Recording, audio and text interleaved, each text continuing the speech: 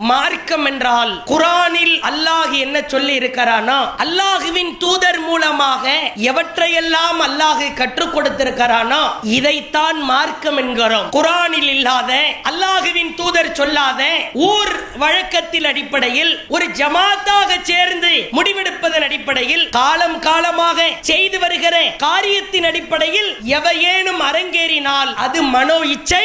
ஒரு காலமும் மனோ இச்சைக்கு கட்டுப்பட்டு வாழக்கூடாது. மன இச்சைக்கு கட்டுப்பட்டு யார் வாழ்கிறாரோ அவர் பகிரங்கமாக தோல்வியை சந்திப்பார். மார்க்க விஷயத்தில் கடுகை கோடி பங்காக வைத்து அதில் ஒரு பங்கு கூட சமரசம் செய்துவிடக் கூடாது. நாம் தொழுகிற தொழுகை, நாம் பழகுகிற நண்பர் வட்டாரம், நாம் எடுத்து சொல்லுகிற கொள்கை, நம் மத்தியில் நடக்கிற பலதரப்பட்ட காரியங்கள், இவைகள் அனைத்தும் குர்ஆனில் ஆதாரம் இருக்கிறதா, நபிகளார் கற்றுக் கொடுத்திருக்கிறார்களா என்பதை உரசி பார்த்து மார்க்கமே நமக்கு வெற்றியை பெற்று தரும், மார்க்கமே நம் அந்தஸ்தை உயர்த்தும், மார்க்கம்தான் உயர்ந்த சொர்க்கத்தை பெற்று தரும், மன இச்சை அது நரகப்படுகொலியில் கொண்டு போய் சேர்க்கும். கண்ணியம் நிறைந்த எல்லாம் வல்ல ஏக இறைவனின் அடியார்கள்ல, தமிழ்நாடு தௌஹீத் ஜமாத் திருவாரூர் தெற்கு மாவட்டம் வெட்டுக்கட்டி கிளை சார்பாக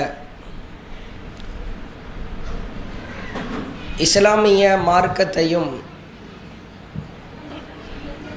மார்க்கத்தின் சட்டங்களையும் மிக தெளிவாய் அறிந்து கொள்ள வேண்டும் என்கிற உயரிய நோக்கத்தில் இந்த நிகழ்ச்சியில் காலை முதல் நாம் அமைதி காத்து அமர்ந்திருக்கிறோம். இந்த நல்ல தருணத்தில் மனோ இச்சையா மார்க்கமா என்கிற தலைப்பு தேர்வு செய்யப்பட்டிருக்கிறது. பொதுவாகவே உலகத்தை இறைவன் படைத்திருக்கிறான். மனிதனுக்கு இறைவன் இந்த உலகத்தில் முழுமையான அறிவை வழங்கியிருக்கிறானா என்று கேட்டால் மொத்த அறிவும் முழுமையாக வழங்கப்படவில்லை. மனிதன் சிந்திக்கிறான், ஆய்வு செய்கிறான், ஏராளமான கண்டுபிடிப்புகளை கண்டுபிடிக்கிறான். இந்த உலகத்தில் இன்னென்ன கண்டுபிடிப்புகளுக்கு ஒரு குறிப்பிட்ட அறிவை இறைவன் வழங்கியிருக்கிறான். தானாக சிந்தித்து ஆய்வு செய்து காடு காடாய் திரிந்து மேடு ஏறி பல நாடுகள் பயணித்து அந்த அறிவை அவன் பயன்படுத்துகிறான். ஆனால் மறுமையில் ஜெயிப்பதற்கு இந்த அறிவு பயன் பெறுமா என்று கேட்டால் ஒரு காலம் பயன் பெற.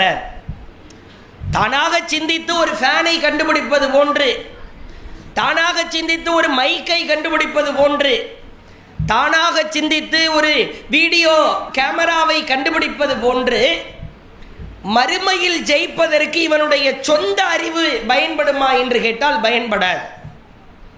இங்கே நாம் அமர்ந்திருக்கிறோம். இங்க இருக்கிற பொருட்களுடைய பேரை எல்லாம் சொல்லுங்க, பார்த்தே சொல்லுங்க அப்படின்னா கூட ஒரு 5-10 பொருள் பேர் நமக்கு தெரிய. இங்க இருக்கிறத போடியம்னு சொல்லிடுவோம், நின்றுட்டு இருக்கிறத மைக்குன்னு சொல்லுவோம், இதோ மனிதன் போன்று நிற்பதை வீடியோ என்போம், ஃபேன் என்போம், லைட் என்போம், ஸ்பீக்கர் என்போம். இப்போ அந்த கரண்ட்டு மீட்ரு பாக்ஸுக்குள்ள சில பொருட்கள்லாம் இருக்கும். அந்த பெயர்கள் தெரியுமான்னா தெரியாது. இந்த ஷெட்டு போடப்பட்டிருக்கிறது, இந்த ஷெட்டிலே பயன்படுத்தப்பட்டிருக்கிற பொருட்கள் பல பொருட்கள் இருக்கும், அந்த பெயர் தெரியாது. வீட்டில் இருக்கிறோம், வீட்டில் இருக்கிற எல்லா பொருளுடைய நேம்ஸ் நமக்கு தெரியுமா? நம்ம வீடு தான், நம்ம கட்டின வீடு தான், நம்ம வாங்கின பொருள் தான். அந்த வீட்டில் கூட ஒரு 10-20 பொருட்களுக்கான பேர் நமக்கு தெரிய. அவ்வளவுதான், மனிதனுடைய இயல்பு அவ்வளவுதான். அல்லாஹ் ஆதம் அலைஹிஸ்ஸலாமை படைக்கிறான்.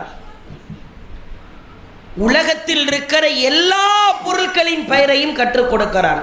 ஒரு மகா பெரிய ஒரு சக்தி. உலகத்தில் இன்றைக்கு ஆதம் வாழ்ந்தாலும் சரி, ஒரு 1000-2000 வருடங்களுக்கு பிறகு வாழ்ந்தாலும் சரி, உலகத்தில் என்னென்ன பொருட்கள் எல்லாம் உருவாகுகிறதோ இருக்கிறதோ அத்துணை பொருட்கள் பேரையும் ஃபிங்கர் பிரிண்டில் வைத்திருந்து ஆதம் அலைஹிஸ்ஸலாம் சொல்லுவார். இந்த மாதிரி ஒரு ஆற்றல் அல்லாஹ் உலகத்தில் யாருக்குமே கொடுக்கல. திருடுகிறான். கடந்த காலத்தில் எப்படி திருடினான்?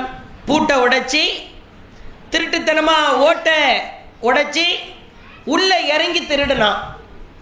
இன்னைக்கு கால் பண்றான், காடு மேலே இருக்கிற 10 நம்பரை சொல்லுன்றான். திடீர்னு தமிழ் கூட வரமாட்டேங்குது. 10 நம்பரை சொல்லிட்டு ஒரு 3 நம்பர் ஓடிபி வருது. ஓடிபியை சொன்னா பேசிக்கொண்டிருக்கிற இடைவெளியில் அக்கவுண்டில் இருக்கிற அனைத்து பணங்களையும் திருடுகிறான். பாமர திருடன், அறிவாளி திருடன். திருடன் தான், 2 பேரும் திருட்டு பையன். பாமர திருட ஓட்டை பிரிச்சு திருடனா, இவன் காலுக்கு மேல கால் போட்டு ஏசி ரூம்ல ஜம்முன்னு 10 நம்பரை சொல்லு, 9 நம்பரை சொல்லு, நம்பர் கூட வாயில வர மாட்டேங்குது. HDFC பேங்கில் இருந்து பேசுகிறோம், உங்கள் கார்டு லாக்காக போகிறது. எவ்வளவு ஏமாற்று வேலை நடக்கிறது. அவ்வளவுதான். காலங்கள் மாறினாலும், மனிதன் சிந்திக்கிற செயல்பாடு மாறினாலும், ஆதம் நபியை போன்ற அல்லாஹ் உலகத்தில் ஒருவரை கூட படைக்கவில்லை. அனைத்து பொருட்களின் பெயர்களையும் கற்றுக் கொடுத்தான். இப்ப அல்லாஹ் என்ன சொல்லி இருக்கணும்? ஆதமே, உலகத்தில் எல்லா பொருட்கள் பெயரையும் உனக்கு நான் கற்றுக் கொடுத்து விட்டேன், உன் இஷ்டப்படி வாழ்ந்து கொள் என்றுதானே சொல்லி இருக்க வேண்டும். இதுக்கு மேல ஒரு மனுஷனுக்கு என்ன வேணும்? எனக்கு ஒரு நாலேஜ் தெரியல, மார்க்கம் சம்பந்தமா நான் படிக்கல, அதனால ஒரு தர்பியா நிகழ்ச்சியில் பயானை கேட்டுட்டு உட்கார்ந்துட்டு இருக்கிறோம். நான் எல்லாத்தையும் கரைச்சி குடிச்சு 10 வருடம் 15 வருஷம் ஹதீஸ் புத்தகம் குர்ஆனை பிரிச்சு மேய்ந்து எனக்கு எல்லாம் தெரியும் என்று சொன்னால் எனக்கு யாரும் உபதேசம் சொல்லணுமா? தேவையே இல்லை. எனக்கு தான் எல்லாம் தெரியுமென்று போயிடலாம். இப்போ ஆதம் அலைஹிஸ்ஸலாம் அவர்களுக்கு உலகத்தில் இருக்கிற எல்லா பொருட்களின் பெயரையும் கற்றுக் கொடுத்ததற்கு பிறகு, ஆதமே, உலகத்திலேயே ஆகப்பெரிய அறிவாளி நீதான். முஹம்மது நபிக்கு கூட இந்த சிறப்பு கொடுக்கப்படலை. ரசூலுல்லாவுக்கு கூட உலக விஷயம் என்னன்னு தெரிய, உலக விஷயத்தை அல்லாஹுவின் தூதருக்கு அல்லாஹ் அதிக அளவில் கற்றுக் கொடுக்கவில்லை. உலகத்தில் ஆகப்பெரிய அறிவாளியாக இருக்கிற ஆதமை அல்லாஹ் அழைக்கிறான். குல் நஹ்பிது மின்ஹா ஜமீஆ ஃபஇம்மா யஅதியன்னக்கும் மின்னி ஹுதா ஃபமன் தபிஅ ஹுதாய ஃபலா கௌஃபுன் அலைஹிம் வலா ஹும் யஹ்ஸனூன். அறிவாளி ஆதமே, உலக அறிவாளி ஆதமே, உனக்கு அனைத்து பொருட்களின் பெயரை நான் கற்றுக் கொடுத்திருக்கிறேன். ஆனாலும் என்னிடத்திலிருந்து உனக்கு நேரு வழி வரும். எப்படி அல்லாஹ் அங்க ட்விஸ்ட் வைக்கிறான் பாருங்க. உனக்கு எல்லா பொருளுடைய பேரும் தெரிஞ்ச மிகப்பெரிய அறிவாளியாய் நீ இருந்தாலும் நேர்வழி என்பது என் புறத்தில் இருந்து வரும். அதை நீ பற்றி பிடிக்கிற காலமெல்லாம் வழி தவற மாட்டாய். வலாஹும் யஹ்ஸனூன், உனக்கு எந்த பயமும் இல்லை, கவலையும் இல்லை என்று அல்லாஹ் பதிய வைக்கிறான். இப்போ உலகத்தில் நீங்க எவ்வளவு பெரிய அறிவாளியானாலும் இருக்கலாம். சில பேரை பார்க்கலாம், எதை கேட்டாலும் இதுதான் நமக்கு தெரியுமே, அவருக்கும் அந்த ஃபீல்டுக்கு சம்பந்தமே இருக்க. ஒரு கம்ப்யூட்டர் சம்பந்தமா கேட்டா நமக்கு தெரியாத கம்ப்யூட்டரா அப்படிம்பார். ஒரு சமையல் சம்பந்தமா பிரியாணியை போட்டு வச்சு உட்கார வச்சா மசாலா டேஸ்ட் கொஞ்சம் மாறுதே, வீட்டில் அரைச்சதா கடையில் வாங்கினதா அப்படிம்பார். திடீர்னு ஒரு நிகழ்ச்சி நடத்த போகிறோம், இந்த மாதிரி எல்லாம் செட்டப் அமைக்கணும் அப்படின்னா நாம் பார்க்காத செட்டப்பா எதை எடுத்தாலும். அவருக்கு அந்த மாதிரியான விஷயங்கள்ல அறிவும் இருக்காது. அவர் மளிகை கடையில் பொட்டலம் போடுற வேலை தான் பார்ப்பார். ஆனால் சில பேருடைய குணம், எதை எடுத்தாலும் மூக்கை நுழைப்பார்கள். எதில் வேணாலும் மூக்கை நுழைக்கலாம். நமக்கு தெரியாதது ஒன்றும் இல்லையா, நான் அறியாதது ஒன்றும் இல்லையா என்று சொல்லலாம். ஆனால் அல்லாஹுவின் மார்க்க விஷயம் என்று வந்துவிட்டால், உலக அறிவாளி ஆதம் நபியா இருந்தாலும் அல்லாஹ் எதை கற்றுக் கொடுத்தானோ, எப்படி நேர்வழி காட்டினானோ அந்த அடிப்படையில் தான் நடக்க வேண்டும் என்று அல்லாஹ் மிக தெளிவாய் பறைசாற்றுகிறான். இதை ஒரு முக்கியமான உதாரணமாய் ஆழப்பதிய வைக்க வேண்டும். அல்லாஹ் திருக்குரானில் பேசுகிறான். யா அய்யுஹல்லதீன ஆமனூ, ஈமான் கொண்ட மக்களே, அத்தீஉல்லா, அல்லாஹுவிற்கு மட்டும் கட்டுப்படுங்கள். வ அத்தீஉர் ரசூல, அல்லாஹுவின் தூதருக்கு மட்டும் கட்டுப்படுங்கள். சொல்லிவிட்டு அல்லாஹ் எச்சரிக்கிறான், ஒருவேளை நீ கட்டுப்பட மறுத்தால், என் இஷ்டத்துக்கு ஊரில் என்ன வழக்கம் இருக்கிறதா, ஒரு ஜமாத்தாய் சேர்ந்து கூடி என்ன வழக்கத்தை செய்கிறார்களோ அதற்குத்தான் நான் கட்டுப்படுவேன், அதற்குத்தான் நான் கீழ்ப்படிவேன் என்கிற சிந்தனை போக்கு உனக்கு இருக்குமானால், வலா துப்திலு அஅமாலுக்கும், நீங்கள் செய்கிற அமல்களை எல்லாம் நாம் வீணாக்கி நாசமாக்கி விடுவோம் என்று அல்லாஹ் மிக கடுமையாய் எச்சரிக்கிறான். தொழுகிற தொழுகையை எடுத்துக்கொண்டால், நோற்கிற நோன்பு, கொடுக்கிற தர்மம், லட்சக்கணக்கான ரூபாய்களை செலவு செய்து இறைவனின் பாதையில் செய்கிற ஹஜ் எதுவாக இருக்கட்டும், நீ ஒரு புறம் அமல்களை சேர்த்து வைத்திருக்கிறாய், மற்றொரு புறம் அல்லாஹுவிற்கு கட்டுப்படாமல், அல்லாஹுவின் தூதருக்கு கட்டுப்படாமல் நம் மனம் போன போக்கில் வாழ்ந்தால் நீ தொழுகிற தொழுகை வீணாகிவிடும். நீ நோற்கிற நோன்பு, கொடுக்கிற தர்மம், இவைகளை எல்லாம் நாம் அழித்து விடுவோம் என்று அல்லாஹ் எச்சரிக்கிறான். முஹம்மது நபியை பார்த்து அல்லாஹ் பேச சொல்கிறான், வ அன்ன ஹாதா சிராத்தி முஸ்தகீமா, மக்களிடத்தில் நீங்கள் சொல்லுங்கள், இதுதான் எனது நேரான வழி, ஃபத்தபிஊஹு, அதையே நீங்கள் பின்பற்றுங்கள், வலா தத்தபிஉ சுபுல, பல வழிகளை பின்பற்றாதீர்கள். எனது நேரான வழி என்றால் என்ன? அல்லாஹ் எதை கற்றுக் கொடுத்தானோ, அல்லாஹுவின் தூதர் எப்படி வாழச் சொன்னார்களோ அதுதான் நேரான வழி, அதை மட்டுமே பின்பற்றுங்கள். பல்வேறு கூறுகளாய் பிரியப்பட்டு குர்ஆனுக்கு மாற்றமாய், ஹதீஸுக்கு மாற்றமாய், ஊர் வழக்கம் என்கிற பெயரால், தொன்று தொட்டு செய்கிற பழக்கம் என்கிற பெயரால் பல நிகழ்வுகள் நடக்கும். அவற்றை எல்லாம் நீ பின்பற்றாதே. சொல்லிவிட்டு அல்லாஹ் சொல்கிறான், ஒருவேளை பல வழிகளின் பால் கவனம் திரும்பினால், ஃபதஃபர்ரக பிக்கும் அன் சபீலி, அது உங்களை நேரான பாதையிலிருந்து வழிகேட்டின் பால் அழைத்து செல்லும். தாலிக்கும் வஸ்ஸாக்கும் பிஹி லஅல்லக்கும் தத்தகூன், இதுதான் உங்களுக்கான கடுமையான எச்சரிக்கை, அல்லாஹுவை நீங்கள் பயந்து கொள்ளுங்கள் என்று அல்லாஹ் திருக்குர்ஆனில் எச்சரிக்கிறான். நேரான வழி என்றால் என்ன? நம் மனம் என்ன சொல்லுகிறதோ அதற்கு பெயர் நேரான வழி அல்ல. அல்லாஹும் அல்லாஹுவின் தூதரும் எவற்றை நேரான பாதை என்றார்களோ அந்த பாதை தான் நேரான பாதை என்பதை ஆழமாய் புரிய கடமைப்பட்டிருக்கிறோம். அதே போன்று அல்லாஹ் அஷ்ஷுஅரா என்கிற அத்தியாயத்திலே பேசுகிறான், அன் அகீமுத்தீன், உறுதியான மார்க்கத்தை பற்றி பிடித்துக்கொள், வலா ததஃபர்ரகு ஃபீ, அதிலே நீங்கள் பிளவை ஏற்படுத்தாதீர்கள். உறுதியான மார்க்கம் என்றால் என்ன? அல்லாஹ் எப்படி வாழச் சொன்னானோ, அல்லாஹுவின் தூதர் எப்படி வாழச் சொன்னார்களோ அதுதான் உறுதியான மார்க்கம். அதிலே அவர் சொன்னார், இவர் சொன்னார், முன்னோர் சொன்னார், பெரியார் சொன்னார், அல்லது நபி காலத்திற்கு பிறகு வந்த பெரும் பெரும் அறிஞர்கள் சொன்னார்கள். அல்லாஹ் என்ன சொன்னான், அல்லாஹுவின் தூதர் என்ன சொன்னார்கள், அதுதான் உறுதியான மார்க்கம். அதை நீ பற்றி பிடித்துக்கொள். வலா ததஃபர்ரகு ஃபீ, இவற்றிலே நீ பிளவை ஏற்படுத்தாதே. வேறு வசனத்தில் அல்லாஹ் சொல்கிறான், கபுர் அலல் முஷ்ரிகீன் மா தத்ஊஹும் இலைஹில்லா யஜ்தபி இலைஹி மை யஷாஉ வ யஹ்தி இலைஹி மை யுனீப்.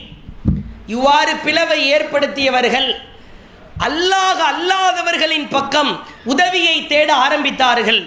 அவர்களுக்கு அல்லாஹ் வழிகேட்டின் பாதையை அதிகரித்தான். அல்லாஹ் என்ன சொல்ல வருகிறான்?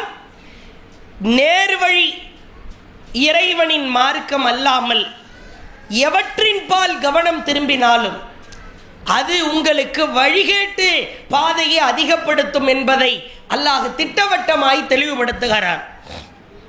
நம்முடைய வாழ்க்கையை எடுத்துக்கொள்ளுங்கள்.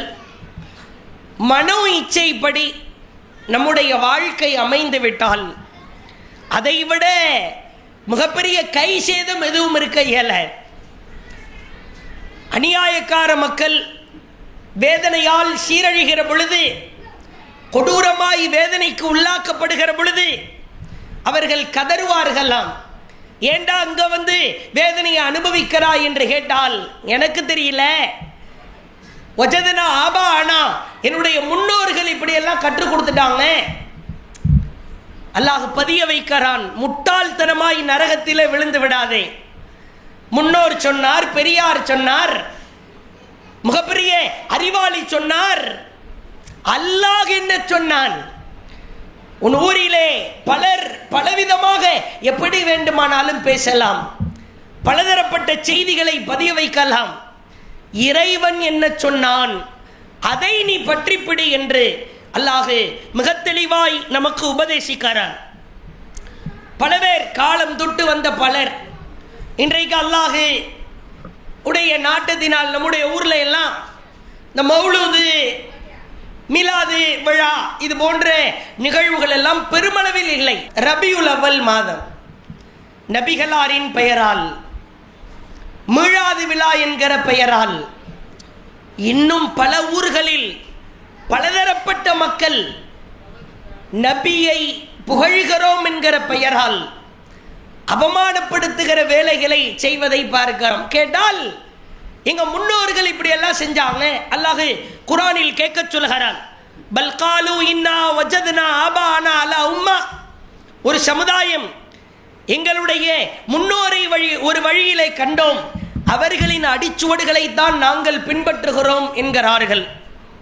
அல்லாஹ் கேட்கிறான், மார்க்கமறியாத மன இச்சையை பின்பற்றிய உன்னுடைய முன்னோர் முட்டாளாக இருந்தாலுமா, அறிவற்ற நிலையில் இருந்தாலுமா அவரை நீ பின்பற்றுவாய்? அல்லாஹுவின் வார்த்தை.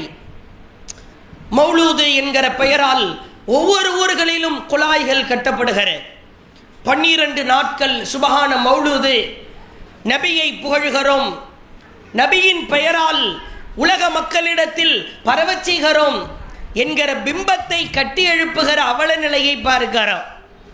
அதில் நீங்கள் பார்க்கலாம், முஹம்மது நபியின் பெயரால் இட்டுக்கட்டப்பட்ட செய்திகள். உதாரணத்திற்கு சொல்லுகிறேன், சுபஹான மௌலூது புத்தகத்தில் முஹம்மது நபியின் பெயரால் சொல்லப்பட்டிருக்கிற அவதூறு, அல்லாஹ் ஆதம் அலைஹிஸ்ஸலாமை படைக்கிறதுக்கு 2000 வருஷத்துக்கு முன்னாடியே முஹம்மது நபியின் ஒளியை படைத்து விட்டான். சுபஹான மௌலூதில் எழுதப்பட்டிருக்கிற வாசகம், ஆதம் நபியை படைக்கிறதுக்கு 2000 வருஷத்துக்கு முன்னாடி முஹம்மது நபியின் ஒளியை படைத்து விட்டான். பிறகு எழுதுகிறார்கள், இந்த முஹம்மது நபியின் ஒளியின் மூலமாகத்தான் அல்லாஹ் அரிசை படைத்தான், குர்சியை படைத்தான், சூரியன் சந்திரனின் வெளிச்சமெல்லாம் முஹம்மது நபியின் ஒளியின் மூலமாகத்தான் பிரகாசிக்கிறது. எழுதுகோலை படைத்தான். என்ன எழுதுகோல்? லவ்ஹுல் மஹ்ஃபூல் என்கிற ஒரு ஏடு.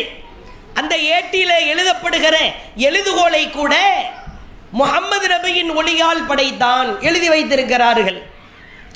அல்லாஹ்வுடைய அரிஷ், சூரியன், சந்திரன், லவ்ஹுல் மஹ்ஃபூல், நம்முடைய அனைத்து காரியங்களும் எழுதப்பட்டிருக்கிற அந்த லவ்ஹ் என்கிற ஏடு, இவைகள் அனைத்தும் முஹம்மது நபியின் ஒளியால் படைக்கப்பட்டிருக்கிறது.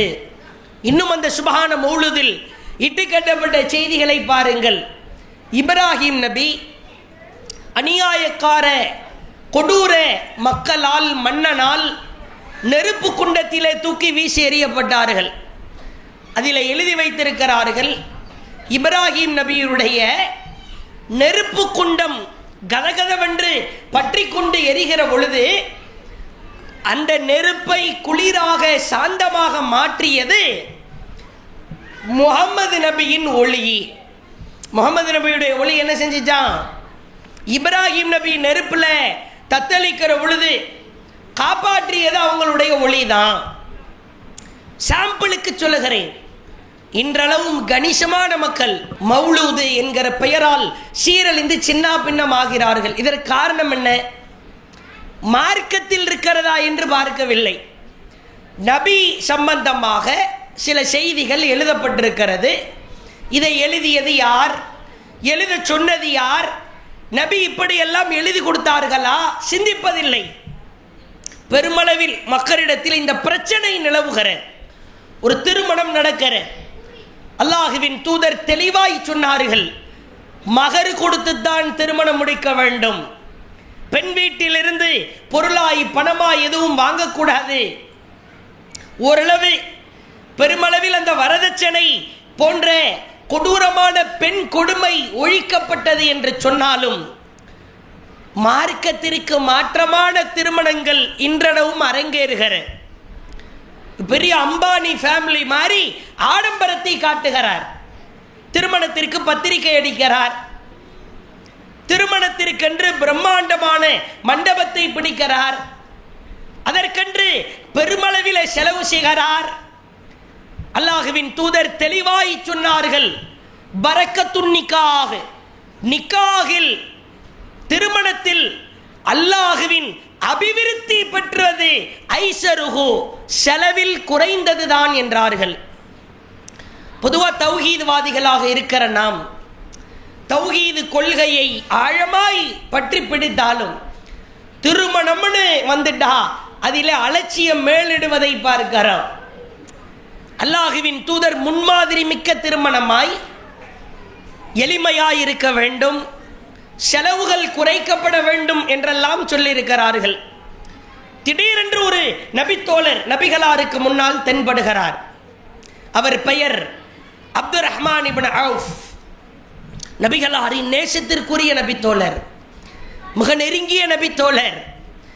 வந்து நிற்கிற பொழுது சட்டையிலே ஓரமாய் மஞ்சள் நிற வாசனை திரவியம் தடவப்பட்டிருக்கிற, சட்டையில தடவப்பட்டிருக்கிற அத்தரை பார்த்து மஞ்சள் கலரை பார்த்து இது சாதாரண அத்தர் மாதிரி தெரியலையே, ஒரு விசேஷமான அத்தர் மாதிரி தெரியுதா, என்ன ஆயிட்டுன்னு கேட்குறாங்க. கல்யாணம் ஆயிடுச்சுன்றார். நான் நேற்று நைட்டு வரைக்கும் என் கூட தான் இருந்தேன், அப்போல்லாம் ஒன்றுமே சொல்லலையே. தினமும் நபிகளாரை சந்திப்பவர், அல்லாஹுவின் தூதரிடத்திலிருந்து செய்திகளை கேட்பவர், சட்டையில் இருக்கிற மஞ்சள் நிறத்தை வைத்து திருமணமாகிவிட்டது என்று அல்லாஹுவின் தூதர் தான் அறிந்து கொண்டார். அவர் கூட வாய் திறந்து சொல்லல எனக்கு கல்யாணம் ஆயிருச்சு அப்படின்னு. ரசூலுல்லாஹ்வுக்கு ஆர்வம் அதிகமாகுது. யாரை திருமணம் முடிச்சிங்க? எந்த பெண்ணு? அன்சாரி பெண்ணை திருமணம் முடித்தேன். எவ்வளவு மகராய் கொடுத்தீர்கள்?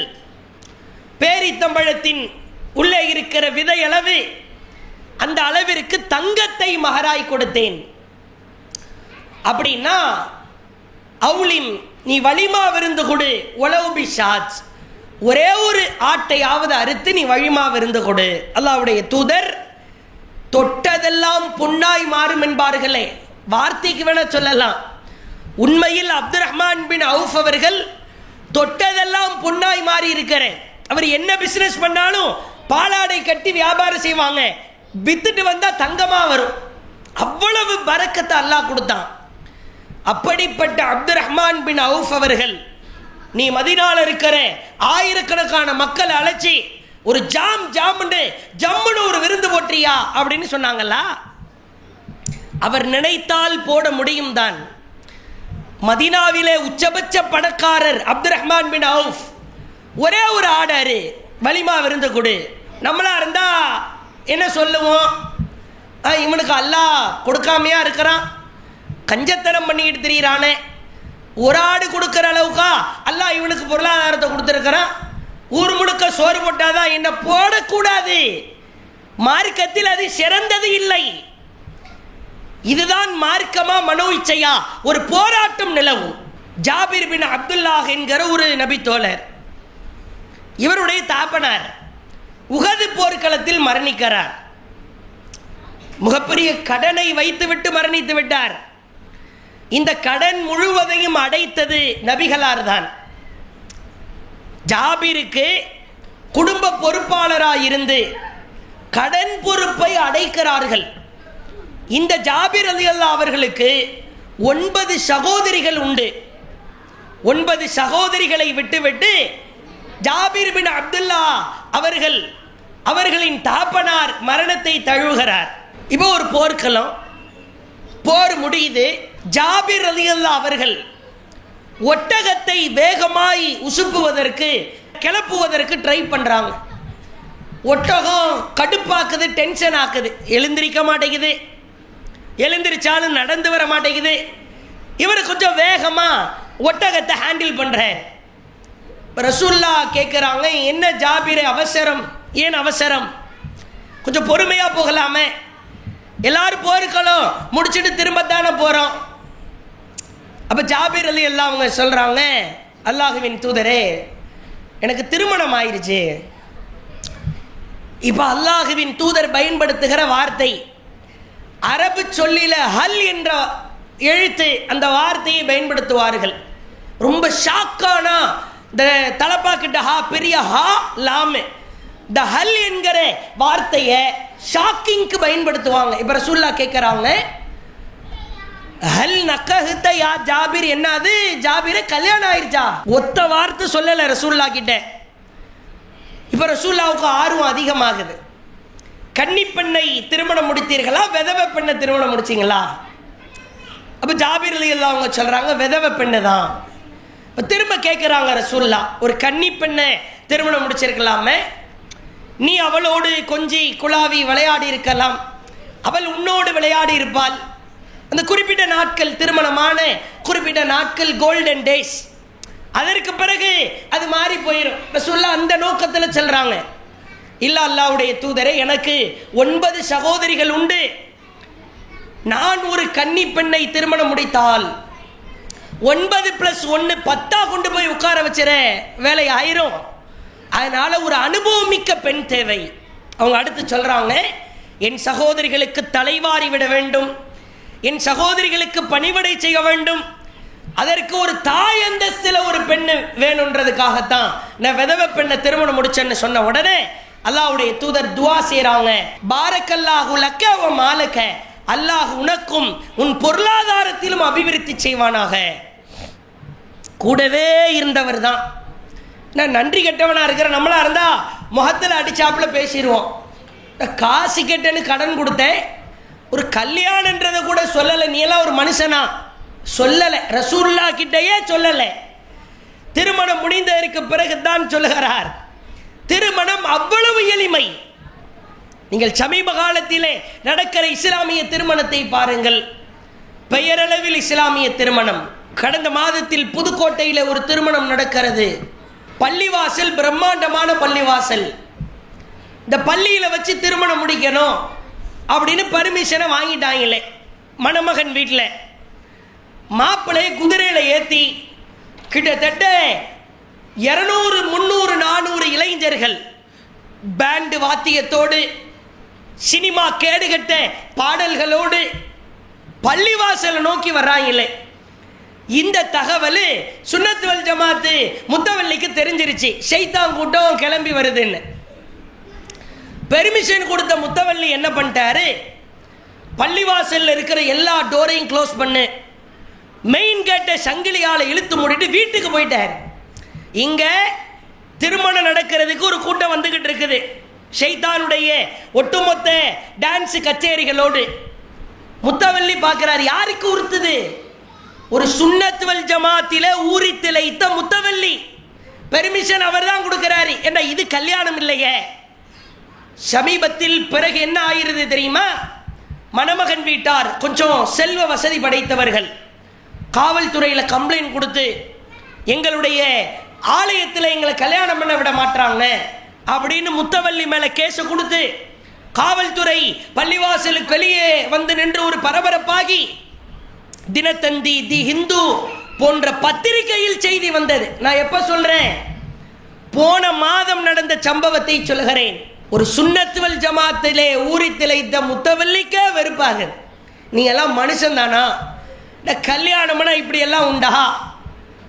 பெரும்பெரும் முஸ்லிம்கள் பெரும்பாலும் வாழ்கிற பகுதிகளை பாருங்கள், மணப்பெண்களை மேடையிலே வைத்து அலங்கரிக்கிறார்கள். ஒரு கொசுவலை ட்ரெஸ்ஸை போட்டு விட்டு விட்டா மூஞ்சு முழுக்க மருதாணி கோணு மெகந்தியை வச்சுட்டு அந்த பொண்ணு வந்து நிற்கும் போல ஒட்டுமொத்த அலங்காரத்தையும், இங்கிட்டு வரைக்கும் கோன் என்ன, இங்க வரைக்கும் வளையல் என்ன, உடல் முழுக்க செயின் என்ன, 2 முன்கை முகத்தை தவிர ஒரு அந்நிய பெண்ணின் முகம் ஹிஜாபோடு தான் அந்நிய ஆணுக்கு முன்னால் வெளிக்காட்டப்பட வேண்டும் என்கிற சட்டம் குழி தோண்டி புதைக்கப்படுகிறதா இல்லையா? சமீபத்தில் கீழக்கரையில் நடந்த ஒரு சம்பவம். ஒரு பெரிய இஸ்லாமியர்கள் குழுமினிருக்கிற நடத்தப்படுகிற திருமணம். எல்லாரும் வெயிட் பண்ணி காத்துக்கிட்டு இருக்கிறாங்க. கேமரா ஒரு 10-15 கேமரா ஒரு ரூமை நோக்கியே ஃபோக்கஸில் இருக்கிறது.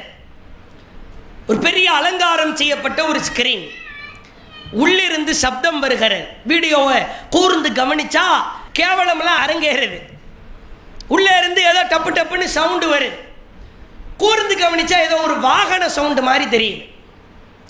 இப்போ எல்லாரும் கத்த ஆரம்பிக்கிறாங்க. இல்லை, ஸ்க்ரீன் ஓப்பன் ஆகுது. உள்ள ராயல் என்ஃபீல்டு புல்லட் பைக்கில் கல்யாணம் ஆக போகிற மணமகனும் எந்த பெண்ணை கல்யாணம் பண்ண போகிறானோ அவளும் தோலில் கை வச்சு அப்படியே 2 பேர் வர்றாங்களாம். கேட்டால் ட்ரெண்டா, மண்ணெல்லி போட்டு தான் குத்தணும் இந்த ட்ரெண்டில். இதற்கு பெயர் ட்ரெண்டா.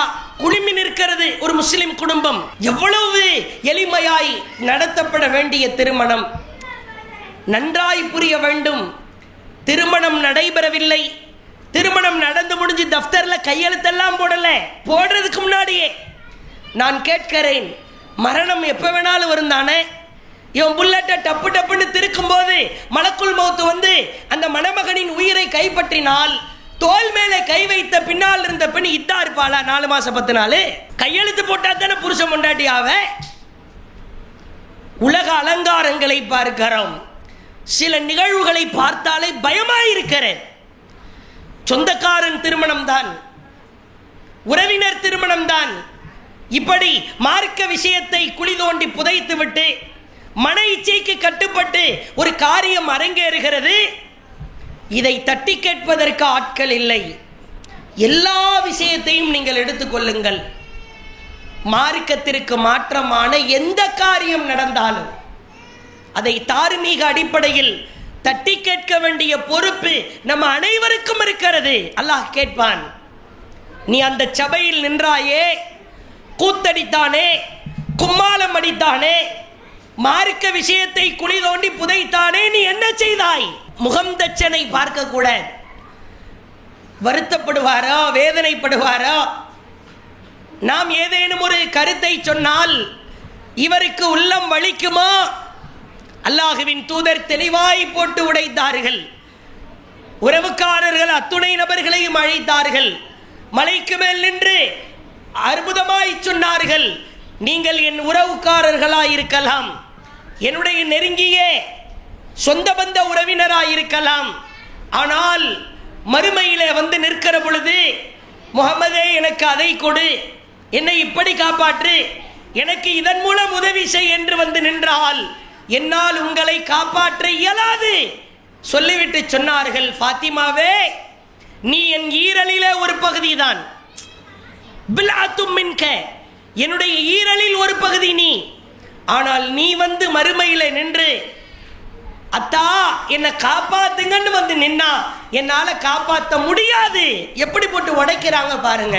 என் பக்கத்து வீட்டுக்காரர் தான், ஒரே ஜமாத்தாக இருந்தவர்கள் தான், அந்நுண்ணியமாய் பழகியவர்கள் தான், 25 வருட நட்பு தான். மார்க்கம் என்று வந்துவிட்டால் நீ வேற நான் வேற, நீ செய்வது மார்க்கத்திற்கு முரணாக இருக்கிற பட்சத்தில் போட்டு உடைப்பேன். அதைத்தான் இறைவன் விரும்புகிறான். அதே போன்று பாருங்கள், இறுதியாய் பேச வேண்டிய செய்திகள் நிறைய இருந்தாலும் குறிப்பாக பெண்கள் இந்த மார்க்க விஷயத்தில் ரொம்ப விழிப்புணர்வோடு இருக்க வேண்டும். சும்மா கண்ண கசக்கி சென்சிட்டிவா ஏதாவது பேசிவிட்டால் அதற்காக நாம் விழுந்து விடக்கூடாது. அந்த விழுகிற இடமோ படுகுழியாய் மாறும். ஆயிஷா அம்மையார் அவரிடத்தில் ஒரு நபித்தோழர் ஒரு செய்தியை அறிவிக்கிறார். அல்லாஹுவின் தூதர் சொன்னார்களாம். எவ்வளவு விழிப்புணர்வோடு இருக்கிறாங்க பாருங்க.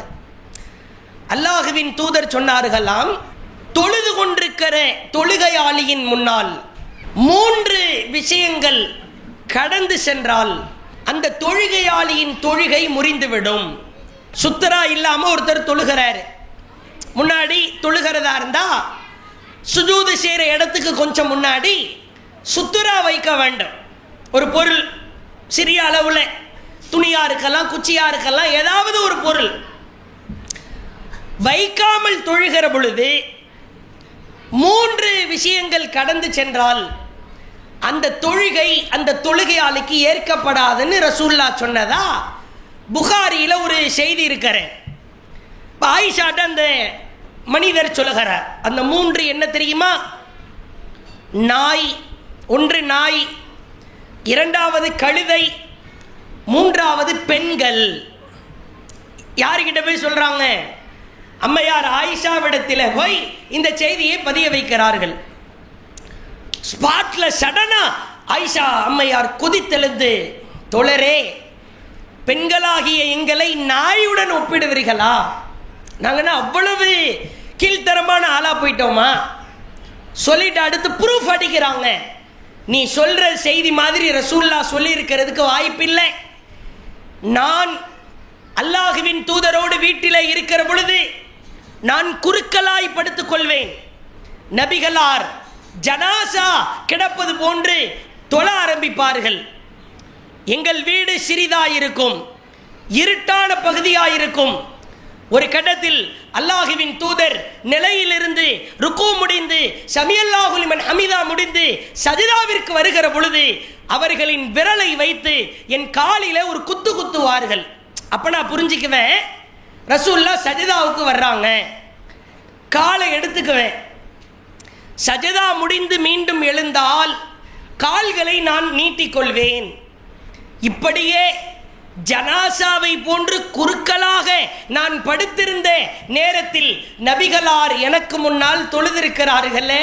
இப்ப நீ 3 விஷயம் குறுக்க போனா தொழுகை ஏற்கப்படாதுன்னு சொல்றிய, எவ்வளவு ஒரு விழிப்புணர்வுன்னு பாருங்க. இதான் மார்க்க மனோயிச்சை. மார்க்கமா மனோயிச்சையா?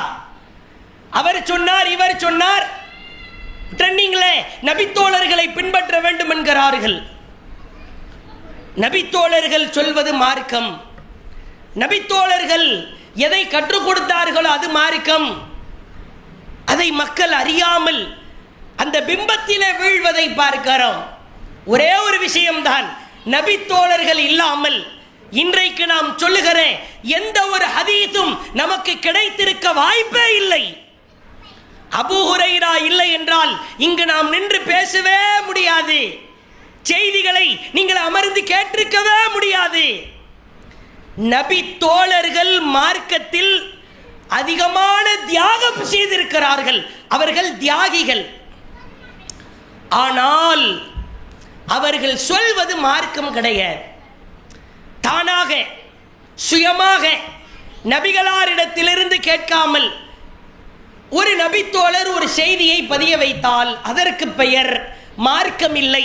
அவர்கள் தவறுதலா ஏதோ சொல்லி இருக்கிறார்கள் என்ற அர்த்தம். 2 விளங்கிக்கணும். ரசூலுல்லாஹ் கிட்ட இருந்து நபித்தோழர் எதையெல்லாம் சொல்றாரோ அதுதான் ஹதீஸ். அதைத்தான் ஏற்கணும், ஏற்று நடக்கிறோம். நபி சம்பந்தப்படாத ஒரு கருத்தை நபித்தோழர் சுயமாய் சொன்னால் அது மன இச்சை, அது மார்க்கம் கிடையாது. ஒரு செய்தியை சொல்லுகிறேன். ரொம்ப ஃபேமஸான ஒரு நபித்தோழர் ஒரு சின்ன குழந்தையை கூப்பிட்டு கேட்டாலும் அல்லாஹ் அக்பர்னு தக்பீர் கட்டிட்டு சூரா ஃபாத்திஹா ஓதிட்டு துணை சூராவிற்கு பிறகு என்ன செய்யணும்? ருக்கு செய்ய வேண்டும் என்பார்கள். ருக்குவிலே 2 உள்ளங்கையை எந்த இடத்திலே வைக்க வேண்டும், எந்த இடத்தில் வைக்க வேண்டும் என்று சிறு பிள்ளையிடம் கேட்டால் மூட்டுக்காலை பிடிக்க வேண்டும் என்பார்கள். ஆனால் ஒரு பிரபல்யமான நபித்தோழர் 2 கைகளையும் நபிகளார் மரணத்திற்கு பிறகும் கூட 2 தொடை இருக்குது இல்ல, முட்டுக்கு மேல இருக்கிற தொடை, அந்த துணைகளுக்கு நடுவில் 2 கையை சொருகி கொள்ள வேண்டும் என்று புகாரியிலே அவர் அறிவித்த செய்தி இருக்கிறார். நம்ம கிட்ட 2 சட்டம், நபி சொன்ன சட்டம், நபி தோழர் சொன்ன சட்டம். கைகளை மூட்டுக்களை பிடிக்க வேண்டும் என்பது நபி சொன்ன சட்டம். கைகளை தொடைகளுக்கு இடையே சொருகிக் கொள்ள வேண்டும் என்பது நபி தோழர் சொன்ன சட்டம். இப்ப நபி சொன்ன சட்டத்தை ஃபாலோ பண்ணணுமா, நபி தோழர் சொன்ன சட்டத்தை ஃபாலோ செய்ய வேண்டுமா? அந்த தோழர் உச்சபட்ச சிறப்பிற்குரியவர் தான், மாற்று கருத்தில்லை. அவருக்கு நிகராக நாம் வர இயலாது.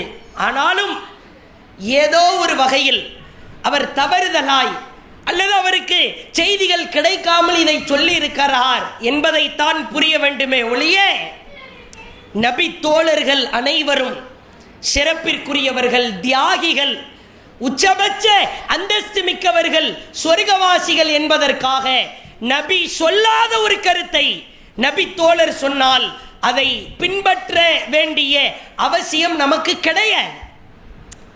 இதுதான் மார்க்கம் மனோ இச்சை இரண்டாய் பிரிகிறது. பேச வேண்டிய செய்திகள் ஏராளமானவைகள் இருந்தாலும் ஒரே ஒரு அடிப்படை, மார்க்கம் என்றால் குரானில் அல்லாஹ் என்ன சொல்லி இருக்கிறானா, அல்லாஹுவின் தூதர் மூலமாக எவற்றையெல்லாம் அல்லாஹ் கற்றுக் கொடுத்திருக்கிறானோ இதைத்தான் மார்க்கம் என்கிறோம். மன இச்சை என்றால் குரானில் இல்லாத, அல்லாஹுவின் தூதர் சொல்லாத, ஊர் வழக்கத்தில் அடிப்படையில் ஒரு ஜமாத்தாக சேர்ந்து முடிவெடுப்பதன் அடிப்படையில் காலம் காலமாக செய்து வருகிற காரியத்தின் அடிப்படையில் எவையேனும் அரங்கேறினால் அது மனோ இச்சை. ஒரு காலமும் மனோ இச்சைக்கு கட்டுப்பட்டு வாழக்கூடாது. மன இச்சைக்கு கட்டுப்பட்டு யார் வாழ்கிறாரோ அவர் பகிரங்கமாக தோல்வியை சந்திப்பார். ஒவ்வொருத்தரும் யாரையும் குறை சொல்ல வேணாம். தனிப்பட்ட வகையில் யோசிச்சு பாருங்க. நமக்கு ஒரு திருமண அழைப்பு வருகிற, இதில் மார்க்கம் பேணப்படுகிறதா, எளிமையாய் நடக்கிறதா, ஆண் வீட்டு வடிமா நடக்கிறதா, பெண் வீட்டு சார்பில் கைமடக்கு ஏதும் கொடுக்கப்பட்டிருக்கிறதா, பித்அத்தான கூட்டு துஆ ஏதும் அரங்கேற்றப்படுகிறதா, இப்படி ஒவ்வொன்றாய் பரிசோதியுங்கள். அல்லாஹ் கேட்பான். உன் சொந்தக்காரன் பத்திரிகையை கொடுத்து கல்யாணத்துக்கு வான்னா பல்ல காட்டி நீ போயிருவியா? அல்லாஹ் கேட்பான். உனக்கு அறிவை கொடுத்தேன், மார்க்கத்தை கொடுத்தேன், மார்க்கத்தின் வழிகாட்டலை கொடுத்தேன், அதை நீ உரசி பார்த்தாயா, ஆய்வு செய்து பார்த்தாயா என்று அல்லாஹ் கேட்பான். மார்க்க விஷயத்தில் கடுகை கோடி பங்காக வைத்து அதில் ஒரு பங்கு கூட சமரசம் செய்துவிடக் கூடாது. மன இச்சை என்பது அது நரகப்படுகொலியில் கொண்டு போய் சேர்க்கும்.